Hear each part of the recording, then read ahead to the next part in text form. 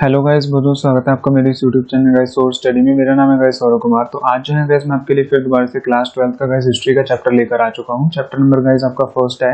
आप देख सकते हो ईंटें, मनके तथा अस्थियां।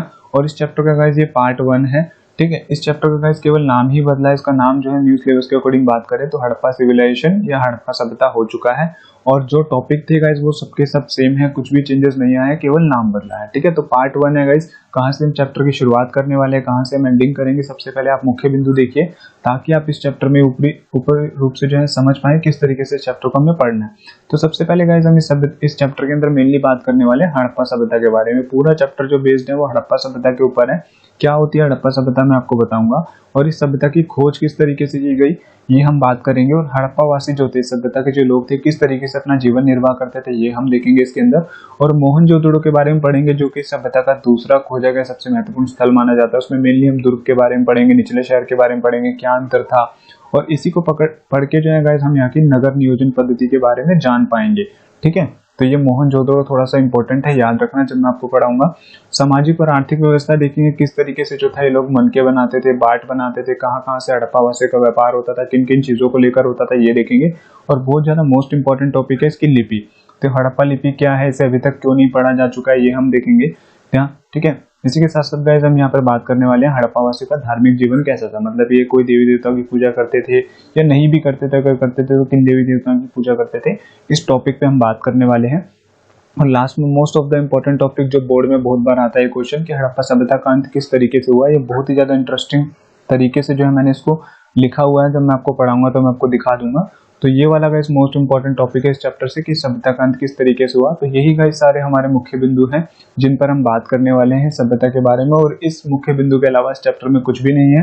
तो चलो हम अपना चैप्टर को शुरू कर लेते हैं। तो सबसे पहले गाइस हम जान लेंगे कि सभ्यता किसे बोलते हैं, तभी हम बात करेंगे हड़प्पा सभ्यता के बारे में। तो ध्यान से देख लीजिए कि लोगों का गाइस एक ऐसा समूह जिनके रहन सहन, जीवन निर्वाह के तरीके, विचारधाराएं मानी यानी कि आइडियोलॉजी और मान्यताएं क्या हो, विशेष हो, मतलब कुछ अलग हो थोड़ी सी, ठीक है, विशेष हो, उसे हम क्या बोलते हैं गाइस, लोगों का एक ऐसा समूह जिनके जीवन निर्वाह के तरीके, विचारधाराएं और रहन सहन के तरीके कुछ डिफरेंट होते हैं, कुछ विशेष होते हैं। उन्हीं लोगों के ग्रुप ऑफ पीपल को हम क्या बोल देते हैं, एक सभ्यता बोल देते हैं। ठीक है, अब बात कर लेते हैं हड़प्पा सभ्यता के बारे में कि हड़प्पा सभ्यता क्या थी। तो हड़प्पा सभ्यता जो है इस विश्व की सबसे प्राचीन सभ्यताओं में से एक मानी जाती है। लाइन याद रख लेना, क्या है, विश्व की सबसे प्राचीन सभ्यताओं में से एक है। प्राचीन का मतलब है सबसे पुरानी सभ्यता है। जितनी भी सभ्यता अभी तक रही है विश्व में, उन सभी सभ्यताओं से ये सबसे पुरानी सभ्यता है। ठीक है, बताऊंगा कौन सी सभ्यता पहले पुरानी मानी जाती थी। और यह भारत की गई सबसे नगरीय सभ्यता। दूसरा कीवर्ड आपको याद रखना है कि भारत की सबसे नगरीय सभ्यता है, डेवलप सभ्यता थी, जिसे हम सिंधु घाटी या हड़प्पा सभ्यता के नाम से हम जानते हैं। दो नामों से हम इसे जानते हैं, और भी नाम आपको बताऊंगा। इसे हम सिंधु घाटी और हड़प्पा सभ्यता के नाम से जानते हैं। ठीक है, अब बात कर लेते हैं इसे भारत की सबसे, विश्व की सबसे प्राचीन सभ्यता क्यों बोला जा रहा है, नगरीय सभ्यता, तो मैं आपको बता दूंगा अभी। तो गाइस ऐसा माना जाता था कि मिस्र की, मेसोपोटामिया और चीन की जो सभ्यता है विश्व में सबसे प्राचीन सभ्यताएं हैं। जब तक हमने हड़प्पा सभ्यता की खोज नहीं की थी तब तक विश्व में माना जाता था कि मिस्र की, मेसोपोटामिया की और चीन की सभ्यता ही सबसे पुरानी है। लेकिन जब हड़प्पा सभ्यता की खोज हो गई तो यह सिद्ध हो पाया कि सिंधु घाटी जो सभ्यता है, जो हड़प्पा सभ्यता है, वो इन तीनों सभ्यताओं से भी सबसे ज्यादा पुरानी सभ्यता है। ठीक है, किस तरीके से खोज हुई, किस तरीके से हम इस सभ्यता के बारे में जान पाए, हम डिटेल में पढ़ेंगे। तो यहाँ से आप समझ गए कि हड़प्पा सभ्यता क्या है, विश्व की सबसे प्राचीन सभ्यता है और भारत की नगरीय सभ्यता है। और ये जो है चीन की सभ्यता, मेसोपोटामिया की सभ्यता और मिस्र की सभ्यता से भी सबसे पुरानी सभ्यता मानी जाती है। और जिसे हम अलग अलग नामों से जानते हैं, एक सिंधु घाटी भी बोलते हैं और एक हड़प्पा सभ्यता भी बोलते हैं। तो इसे हम हड़प्पा सभ्यता क्यों बोल रहे हैं, सिंधु घाटी सभ्यता क्यों बोल रहे हैं, सबसे पहले आप ये जानिए। तो इसे गाइस हड़प्पा सभ्यता हम इसलिए बोलते हैं क्योंकि इस सभ्यता के बारे में सर्वप्रथम जो हमें जानकारी थी पाकिस्तान में मौजूद हड़प्पा नामक स्थल से मिली थी। अगर मैं आपको मैप के अकॉर्डिंग दिखाऊं तो यहाँ से आप देख सकते हो कि हड़प्पा जो है गाइस आपका ये रहा, यहाँ पे आप देख सकते हो ये रहा आपका हड़प्पा। तो यहाँ से जो था गाइस हमें सभ्यता के बारे में सबसे पहले पता चला था कि इस सिंधु घाटी क्षेत्र के आसपास जो था कोई इस प्रकार का लोगों का समूह भी रहा होगा जो कि 2600 से लेकर 1900 ईसा पूर्व तक अस्तित्व में रहा था। इन्हीं लोगों का जो ग्रुप ऑफ पीपल था जिसे हम हड़प्पा सभ्यता कह रहे हैं, वो जो था इस टाइम पीरियड में यहाँ पे अस्तित्व में रहा था। ठीक है, और इन लोगों के बारे में जो था हमें सर्वप्रथम जानकारी कहाँ से मिली थी, तो हड़प्पा नामक स्थल से मिली थी जो पाकिस्तान में मौजूद है। इसीलिए हम इस सभ्यता क्या बोल रहे हैं, हड़प्पा सभ्यता बोल रहे हैं। अब बात कर लेते हैं कि सिंधु घाटी सभ्यता इसे क्यों बोला जाता है। तो ये जो सभ्यता थी जो आपकी सिंधु नदी बह रही है उसके आसपास के क्षेत्र में जो था ये सभ्यता फैली हुई थी। जैसे इसका जो क्षेत्र है, हड़प्पा है, कालीबंगन है, बनावली है, राखी गाड़ी है, ठीक है, आपका ये गेंगरीवाल है, ठीक है। तो इस तरीके से गाइस के जो महत्वपूर्ण नगर थे ना वो इस सिंधु घाटी क्षेत्र के आसपास ही बसे हुए थे। तो इसका मतलब क्या है कि ये जो सभ्यता थी सिंधु घाटी जो नदी है हमारी उसके आसपास बसी हुई थी। तो इसी वजह से गाइस हम इसे जो है सिंधु घाटी सभ्यता भी कहते हैं। यहाँ से एक चीज आपको और बताना चाहूंगा कि जब भी हम इतिहासकार किसी भी चीज के बारे में जानकारी जुटाते हैं, मान के चलो उन्होंने किसी चीज के बारे में जानकारी जुटाई और जिस भी चीज के बारे में उन्होंने जानकारी जुटाई उसका नाम जो है ना एग्जैक्ट नहीं मिल पाया, मतलब पता नहीं चल पाया कि वो जो है क्या चीज है, तो वो क्या करते हैं इतिहासकार जो पुरातत्वविद होते हैं जहां से, ठीक है, जहां से गाइज उन्हें जिस चीज के बारे में पता चलता है और जिस वस्तु से गाइज उन्हें उस चीज के बारे में पता चलता है, तो इतिहास की ये परंपरा रहती है वो उन्हीं जगहों के नाम पर या उन्हीं वस्तु के नाम पर जो है उस चीज का नामकरण कर देते हैं। जैसे इन लोगों के बारे में हमें कैसे पता चला, कहाँ से पता चला, सर्वप्रथम हड़प्पा नामक स्थल से पता चला कि 2600 से लेकर 1900 ईसा पूर्व तक कोई सभ्यता यहाँ पे रही होगी। ठीक है, सर्वप्रथम जानकारी हमें कहाँ से मिली, तो हमें हड़प्पा नामक स्थल से मिली जो पाकिस्तान में मौजूद है। इसी वजह से इतिहासकारों ने इसको क्या नाम दे दिया, हड़प्पा सभ्यता का नाम दे दिया। और यहाँ से क्वेश्चन भी आपसे पूछ लिया जाता है एक नंबर में कि इसे हड़प्पा सभ्यता सिंधु घाटी सभ्यता हम क्यों बोलते हैं। एक और नाम इसका है कांस्य युगीन सभ्यता। अब कांस्य युगीन सभ्यता क्यों बोलते हैं ये आप जान लीजिए, बहुत लोग आपको नहीं बताते हैं। तो कांसा समझिए सबसे पहले क्या होता है। कांसा जो होता है गाइस एक धातु होता है जो कि टीन को मिलाकर, ठीक है, प्लस रागा को मिलाकर बनता है। किसको, टीन को, रागा को मिलाकर बनता है कांसा।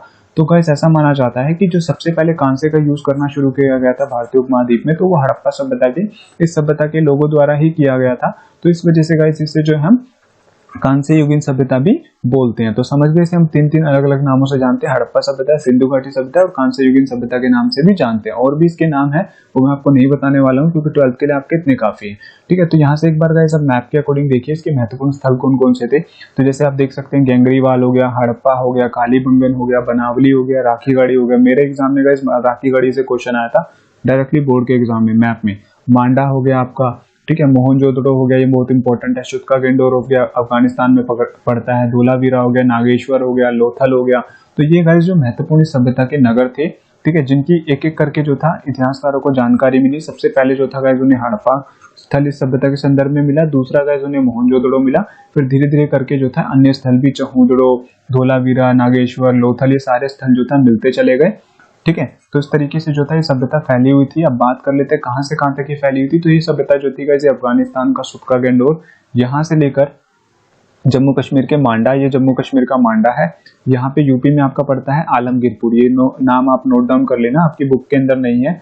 ठीक है, आलमगीरपुर से लेकर आपका महाराष्ट्र में पड़ता है दैमाबाद, इसको कहीं कहीं पे दैमाबाद भी बोला जाता है। तो दैमाबाद से लेकर गाइस इस तरीके से जो था ये सभ्यता कुछ त्रिभुजाकार में जो था फैली हुई थी। ठीक है, तो आप देख सकते हैं ये जो सभ्यता थी गाइस, यहाँ पे मैंने लिखा हुआ भी है, अफगानिस्तान, पाकिस्तान तथा भारत के जम्मू कश्मीर से लेकर महाराष्ट्र के कुछ हिस्सों में फैली हुई थी। लगभग 3 देशों के अंदर ये सभ्यता फैली हुई थी। ठीक है, तो इस तरीके से त्रिभुजाकार में सभ्यता फैली हुई थी। आई बिलीव यहाँ से आप मैप से अच्छे से समझ गए होंगे किस आकार में सभ्यता फैली हुई थी।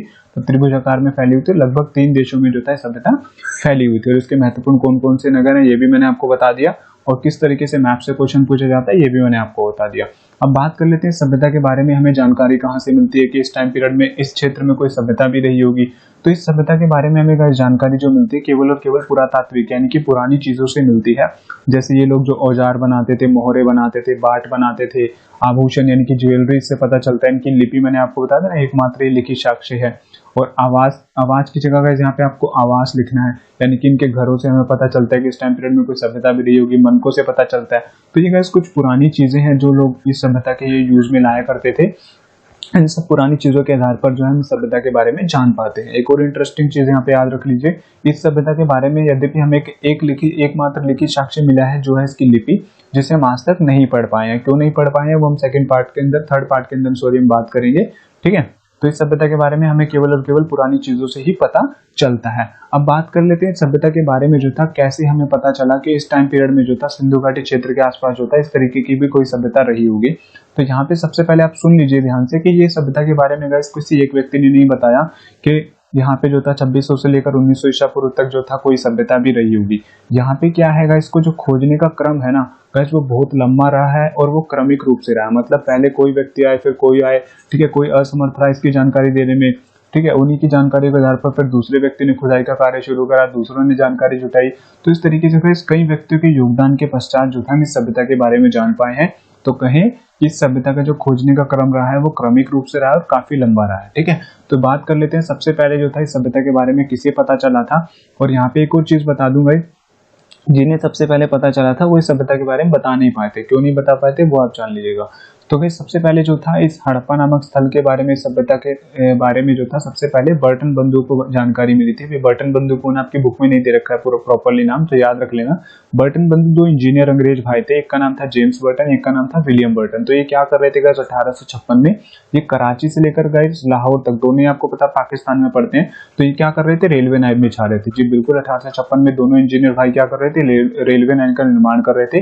तो इन्होंने जो था इन दोनों ही क्षेत्रों में खुदाई करी। तो इनको जो था हड़प्पा सभ्यता के जो नगर थे, जो घर थे, वहां पे खुदाई करी। तो इनको जो था उन मकानों के, उन घरों की जो था कुछ ईंटें मिली, जिनका यूज इन्होंने क्या करा गाइस, रेलवे लाइन को बिछाने के अंदर कर दिया।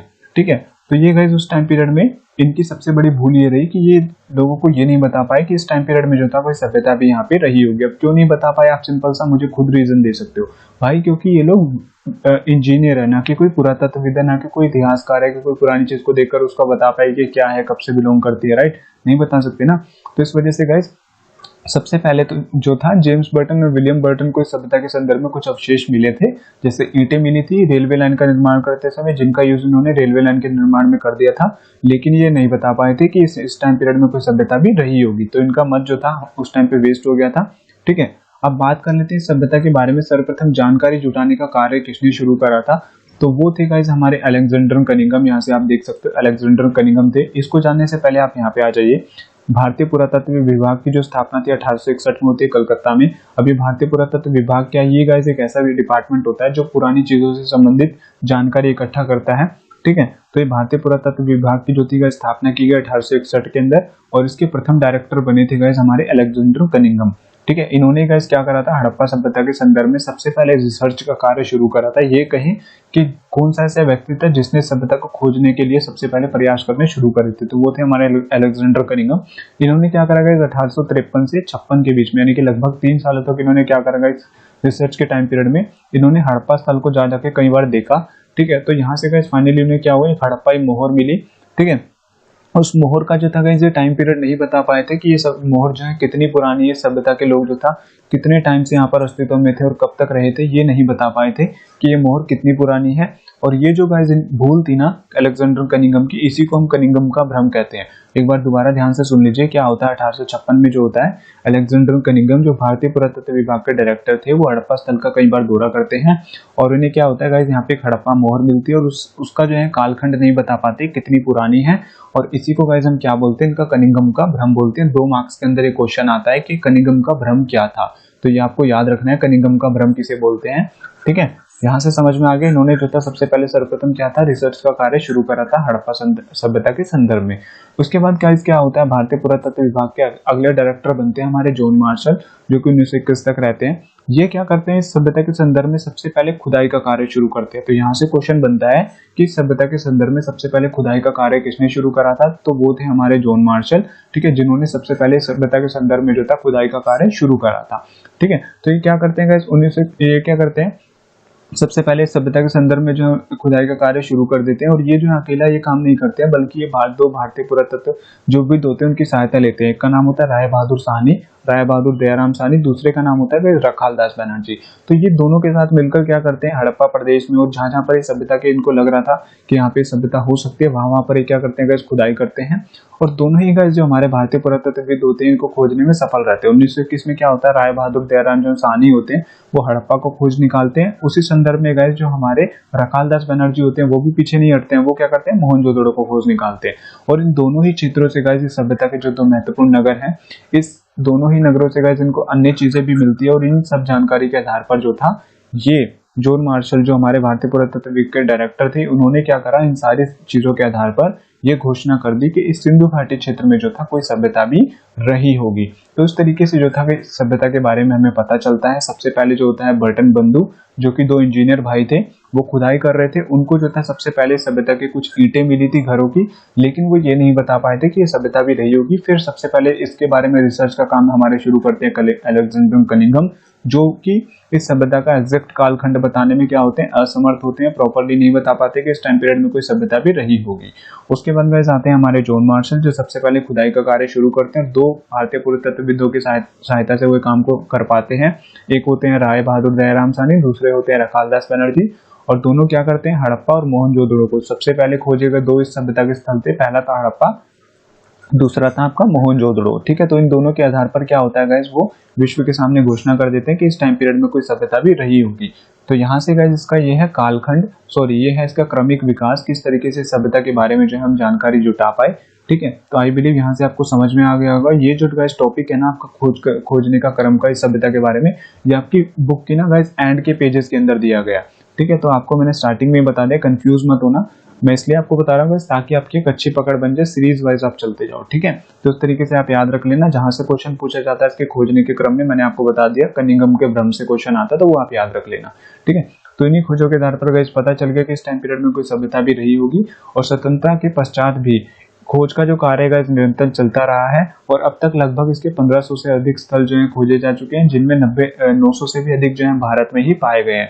ठीक है, अब तक जो है गाइस सभ्यता के हम 1500 से अधिक स्थल खोज चुके हैं, जिसमें से 900 जो है भारत में पाए गए हैं, 2 अफगानिस्तान में पाए गए हैं, और बाकी जितने भी बच गए 1500 में से वो जो है लगभग सारे के सारे पाकिस्तान में पाए गए हैं। क्योंकि मैंने आपको बताया ना, ये सभ्यता जो थी लगभग 3 देशों में फैली हुई थी, अफगानिस्तान, पाकिस्तान और भारत के अंदर। ठीक है, तो ये गाइस आपकी बुक में नहीं दिया हुआ इतना डिटेल में, थोड़ा सा आप याद रख लेना। अब बात कर लेते हैं सभ्यता कितनी पुरानी थी, कब जो था ये सभ्यता अस्तित्व में आई थी, और कब जो था ये सभ्यता खत्म हो गई थी। तो एक चीज यहाँ पे आप सबसे पहले नोट डाउन रख लेना अपनी बुक के अंदर करके, कि इस सभ्यता के कालखंड को लेकर विद्वानों में मतभेद है। अब क्यों मतभेद है ये आप जान लीजिए, क्योंकि इस सभ्यता के बारे में गाइस जो हमें जानकारी मिलती है वो केवल और केवल पुरानी चीजों से ही मिलती है, पुरातात्विक सामानों से ही मिलती है, जैसे औजार, मनके, मोहरे, बाट। ठीक है, यद्यपि इसका एक लिखित साक्ष्य तो मिला है, जो कि क्या है गाइस, इसकी लिपि है, लेकिन हम उसे पढ़ने में असमर्थ हैं अभी तक, मतलब उसको हम पढ़ नहीं पाए हैं, जिससे हम ये सिद्ध कर पाए कि ये सभ्यता एग्जैक्ट में इतनी पुरानी थी। ठीक है, तो इसी वजह से गाइस क्या है, इतिहासकारों को इसके कालखंड को लेकर मतभेद है। ठीक है, लेकिन आपको गाइस यहाँ पे बहुत सारी डेट आपको अलग अलग जगह पे बुक में पढ़ने को मिलेगी, वो आपको याद नहीं रखनी है, क्योंकि अभी आप 12th में है, तो आपको 2600 से लेकर 1900 ईसा पूर्व की डेट को ही मान के चलना है, क्योंकि एनसीईआरटी के अकॉर्डिंग हमें यही पढ़नी है। ठीक है, तो जॉन मार्शल जो है वो ये मानते हैं कि 3250 से लेकर 2750 बीसी तक ये जो था सभ्यता अस्तित्व में रही होगी, जबकि आप कहीं कहीं पे देखोगे आपको 2750 से लेकर जो है 3250 तक की भी तिथि देखने को मिलेगी। बीए में जाओगे आप तो वो सब तिथि आपको याद रखनी नहीं रखनी है, आपको सिर्फ एनसीईआरटी के अकॉर्डिंग याद रखना है कि जो सभ्यता थी 2600 से लेकर 1900 ईसा पूर्व तक जो था ये अस्तित्व में रही होगी। ठीक है, और इस प्रकार जो है नेचर पत्रकारिता के अकॉर्डिंग जो है ये सभ्यता लगभग 8000 वर्ष पुरानी हो चुकी है, यानी कि सिंधु घाटी क्षेत्र में जो था सभ्यता 2600 ईसा पूर्व में जो था ये अस्तित्व में आई थी, और 1900 ईसा पूर्व आते आते जो था इस सभ्यता का पतन हो गया था। पतन किस तरीके से हुआ था, मोस्ट इंपॉर्टेंट टॉपिक है इस चैप्टर का, तो वो हम एक एक करके डील कर लेंगे। तो यहाँ से आप समझ गए कि हड़प्पा सभ्यता क्या है, किस तरीके से उसकी खोज की गई, और कब से कब तक वो अस्तित्व में रही थी, उसके कालखंड को लेकर मतभेद है, क्यों है वो भी मैंने आपको बता दिया। अब बात कर लेते हैं इसके जीवन निर्वाह के तरीके के बारे में, यानी कि ये जो लोग थे जीने के लिए किस प्रकार के जो था पदार्थों का यूज करते थे। तो यहाँ पे गाइस मैंने थोड़ा सा अच्छे वे में लिख दिया है, जैसे ये जो लोग था गाइस कृषि करके भी अपना जीवन निर्वाह करते थे, शिकार करके भी अपना जीवन निर्वाह करते थे, और पशुपालन करके भी अपना ये लोग जो था जीवन निर्वाह किया करते थे। तो मैं एक एक करके डिटेल में बताऊंगा, थोड़ा सा इंपॉर्टेंट है, क्योंकि 2-3 बार गाइस इसके ऊपर ना 4 नंबर में आपके बोर्ड में क्वेश्चन आ रखा है कि हड़प्पावासी जो था जीवन निर्वाह किस तरीके से करते थे। ठीक है, और मिड टर्म में भी गाइस प्री बोर्ड में भी बहुत बार क्वेश्चन आ जाता है। तो हड़प्पावासी जो था गाइस कई प्रकार के पेड़ पौधे तथा जानवरों से भोजन प्राप्त करते थे। ठीक है, पेड़ पौधे भी गाइस ये यूज में लाते थे खाने पीने के लिए, और जानवर का भी ये यूज करते थे। और ये जो लोग था गाइस अनाजों में गेहूं, जौ, दाल, चना आदि का भी जो था गाइस भोजन के लिए इस्तेमाल करते थे। मतलब इससे क्या सिद्ध हो रहा है, अभी 2 लाइनों को पढ़ के हम पता लगा पाए कि जो लोग था गाइस शाकाहारी भी थे। ठीक है, और साथ ही साथ ये मांसाहारी भी थे। तो फर्स्ट लाइन आप इस तरीके से भी लिख सकते हो गाइस कि हड़प्पावासी जो था शाकाहारी और मांसाहारी दोनों ही तरीके का भोजन करते थे। शाकाहारी में आप लिख सकते हो कि ये जो था गाइस पेड़ पौधों, अनाजों में गेहूं, जौ, दाल, चनों का जो था इस्तेमाल किया करते थे, और मांसाहारी भोजन में तो जो था जानवरों का मांस खाया करते थे। ठीक है, ये जो लोग था गाइस बाजरा तथा चावल भी खाते थे। बाजरे के दाने जो है गुजरात के कई स्थलों से मिले हैं। ठीक है, कुछ हमें साक्ष्य मिली हैं जिनके आधार पर हम सिद्ध कर पा रहे हैं कि जो लोग था बाजरा और चावल भी खाया करते थे, क्योंकि इसके दाने गुजरात के कई स्थलों से मिल चुके हैं। ठीक है, लेकिन चावल के दाने जो है कम मात्रा में पाए गए। जब इतिहासकारों को ये दाने मिले चावल के और बाजरे के, तो बाजरे के दाने तो बहुत अधिक मात्रा में पाए गए, लेकिन चावल के जो दाने हैं ना वो कम मात्रा में पाए गए, जिससे इतिहासकारों का ऐसा मत है कि ये जो सभ्यता के लोग थे वो चावल जो था कहीं ना कहीं कम खाया करते थे। ठीक है, और जानवरों में गाइस ये जो लोग था भेड़, बकरी, भैंस तथा सुअर आदि का भी मांस खाया करते थे। तो यहीं से गाइस सिद्ध हो जाता है कि ये जो लोग था मांसाहारी भी थे। तो इस तरीके से गाइस यहाँ पे 4 नंबर में क्वेश्चन आता है, आपको इस तरीके से ही लिख देना है कि पेड़ पौधे जानवरों का यूज करते थे, अनाज का यूज करते थे, बाजरा चावल भी खाते थे। ठीक है, और लोग जानवरों में जो था भेड़, बकरी, सुअर आदि का भी जो था ये मांस खाया करते थे। तो इस तरीके से गाइस 4 नंबर में क्वेश्चन आता है। आई बिलीव आप अच्छे से समझ गए होंगे किस तरीके से आपको इसको लिखना है। ठीक है, अब बात कर लेते हैं इनकी कृषि व्यवस्था के बारे में, यानी कि एग्रीकल्चर के बारे में। तो एग्रीकल्चर के बारे में गाइस कोई हमें सटीक साक्ष्य तो नहीं मिला है, कुछ चीजें मिली हैं जिसके आधार पर इतिहासकार मानते हैं कि ऐसा होता ही होगा। और एक चीज यहाँ पे आप हड़प्पा सभ्यता के बारे में आप जानकारी याद रख लेना, मोस्ट इंपॉर्टेंट चीज आपको बता रहा हूँ कि इस सभ्यता के बारे में बहुत सारी चीजें ऐसी हैं जिसके बारे में केवल और केवल हम अनुमान लगा रहे हैं। ठीक है, अनुमान लगा रहे हैं, क्यों लगा रहे हैं उसका रीजन मैं आपको दे चुका हूँ, क्योंकि इसके बारे में लिखित साक्ष्य मिला है, हम उसको नहीं पढ़ पाए हैं, सारी जानकारी हम पुरानी चीजों के आधार पर जुटाते हैं। ठीक है, इसी वजह से गाइस इस सभ्यता के संदर्भ में बहुत सारी चीजें ऐसी है जहाँ पे हम केवल अंदाजा लगा के बोलेंगे, और बहुत कुछ कम ही ऐसी चीजें हैं जिसके बारे में हमें सटीक जानकारी मिल पाई है, जैसे इसकी लिपि के बारे में, इसके व्यापार के बारे में बहुत अनुमान लगाया जाता है। ठीक है, और साथ ही साथ जो था गाइस मनके किस तरीके से बनते थे उस पर बहुत अनुमान लगता है। ये सारी चीजें मैं आपको एक एक करके बताऊंगा, लेकिन जो मैंने आपको अभी बताया वो आप प्लीज याद रखना। ठीक है, अब बात कर लेते हैं कृषि व्यवस्था के बारे में। तो हड़प्पा वासियों की गाइस कृषि व्यवस्था के विषय में जानकारी केवल अनाजों के दानों से ही मिलती है। सिंपल सी बात है, अनाज अगर उग रहे हैं तो इसका मतलब क्या है कि कोई ना कोई जो था उनको उगाता होगा, तभी तो एग्रीकल्चर हो रहा है। अनाज तो अपने आप नहीं उगे, इनको जंगली पौधे तो है नहीं अनाज। ठीक है, तो ये जो था कहीं ना कहीं जब अनाज के दाने पाए गए तो इतिहासकारों ने इससे यह अनुमान लगाया कि ये जो लोग था गाइस कृषि भी किया करते थे। मोहरों एवं मृण मूर्तियों के रेखांकन यह इशारा करते हैं मोहर पर, और जो मृण मूर्ति उन पे जो चित्र पाए गए हैं वो इशारा करते हैं कि खेत में जो था जोतने के लिए बैलों का इस्तेमाल करते थे। बैल का आप चित्र अपनी बुक में देख सकते हो, एक मिट्टी का जो बैल का खिलौना बना रखा है। तो बैल के खिलौने को देखकर इतिहासकारों ने अनुमान लगाया कि ये जो था कृषि में बैल का यूज करते थे। बैल का यूज कहाँ करेंगे? आपकी जुताई करने के लिए। ठीक है, चोलिस्तान व बनावली ये 2 हड़प्पा स्थल हैं, हड़प्पा सभ्यता के स्थल हैं कि कई स्थानों से मिट्टी के बने हल्के प्रतिरूप भी मिले हैं। ठीक है, तो हल्के प्रतिरूप भी मिले हैं कहाँ से? चोलिस्तान से और बनावली से, जिससे हम अनुमान लगाते हैं कि सिंपल सी बात है ये जो था कृषि करते थे, क्योंकि हल का यूज कहाँ पे किया जाता है? कृषि के लिए किया जाता है। ठीक है, और कालीबंगन नामक स्थान पर गए 2 जुते हुए खेत का भी साक्ष्य मिला है। मतलब कालीबंगन जो आपका इस गुजरात में पड़ता है, सॉरी राजस्थान में पड़ता है, तो यहाँ पे जो है गाइस हमें क्या है, एक जुते हुए खेत का साक्ष्य मिला जिसको अच्छे तरीके से जुताई कर रखी है। और वहां पे जो है गाइस क्या देखा है इतिहासकारों ने कि 2 जो खेत हैं गाइस आपस में एक दूसरे को समकोण की रेखा पे काटते हैं। ठीक है, इस तरीके का कुछ पाया गया है, और जिससे अनुमान लगाया जाता है कि ये जो सभ्यता के लोग थे वर्ष में 2 तरीके की फसल उगाया करते थे। संभवतः हड़प्पावासी सिंचाई के लिए जो था गाइस कुओं का तथा नहरों का जो था इस्तेमाल करते थे, क्योंकि कुएं भी पाए गए हैं सभ्यता के संदर्भ में और नहरें भी पाई गई है। तो इस तरीके से गाइस कुछ चीजें हैं, जैसे अनाज के दाने हैं, बैल के चित्र पाए गए हैं, हल के चित्र मिले हैं, नहरें, कुएं पाई गई है, जिनसे अनुमान लगाते हैं कि जो सभ्यता के लोग थे कृषि व्यवस्था भी किया करते थे। तो गाइस फर्स्ट पार्ट में हम इतना ही पढ़ेंगे। आई बिलीव यहाँ से आपको अच्छे समझ में आ गया होगा। जो मैंने आपको बताया, मेनली मैंने सबसे पहले आपको हड़प्पा ही बताया कि हड़प्पा सभ्यता क्या है। ठीक है, इसको हड़प्पा क्यों कहते हैं, सिंधु घाटी सभ्यता क्यों बोलते हैं, और कृषि व्यवस्था देखिए किस तरीके से इसकी खोज होती है, कहाँ से क्वेश्चन आते हैं, मैप से पुटअप होते हैं, कनिगम के भ्रम से पुटअप होते हैं, इसके निर्वाह से पुटअप होते हैं, वो आप प्लीज याद रखना। ठीक है, जहाँ पे मैंने थोड़ा सा आपको डिटेल में नोट डाउन करने को बोला है वो आप नोट डाउन कर लेना। तो सेकंड पार्ट में गाइस हम आगे के टॉपिक कवर करेंगे। वीडियो कैसी लगी तो कमेंट करके प्लीज बता दीजिएगा।